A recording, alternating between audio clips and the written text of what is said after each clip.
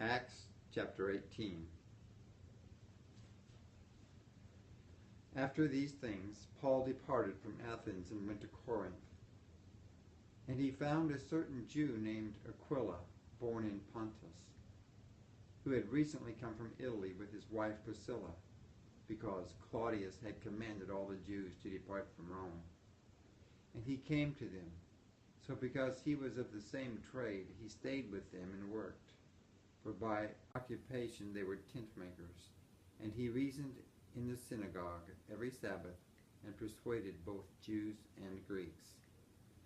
When Silas and Timothy had come from Macedonia, Paul was compelled by the Spirit and testified to the Jews that Jesus is the Christ.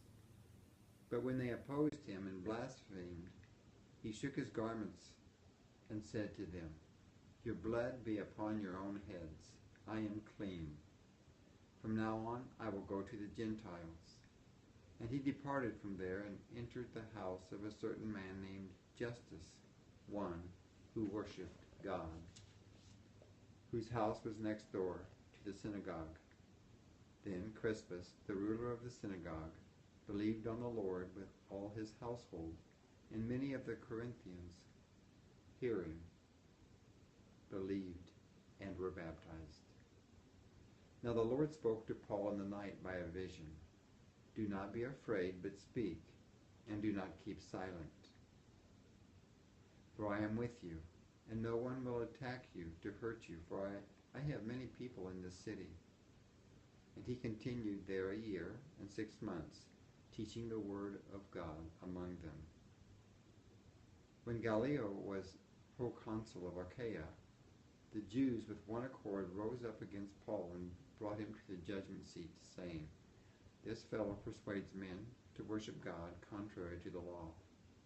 And when Paul was about to open his mouth, Gallio said to the Jews, "If it were a matter of wrongdoing or wicked crimes, O Jews, there would be reason why I should bear with you.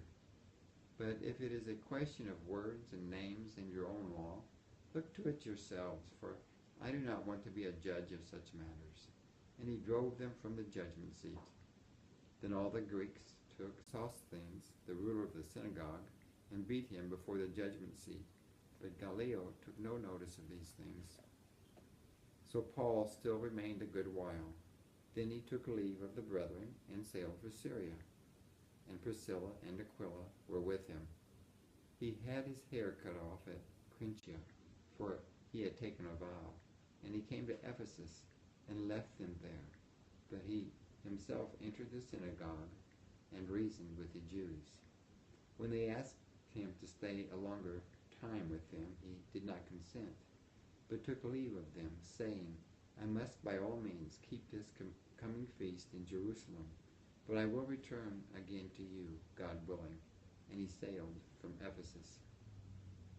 And when he had landed at Caesarea and gone up and greeted the church, he went down to Antioch. After he had spent some time there, he departed and went over the region of Galatia and Phrygia in order, strengthening all the disciples. Now a certain Jew named Apollos, born at Alexandria, an eloquent man and mighty in the Scriptures, came to Ephesus.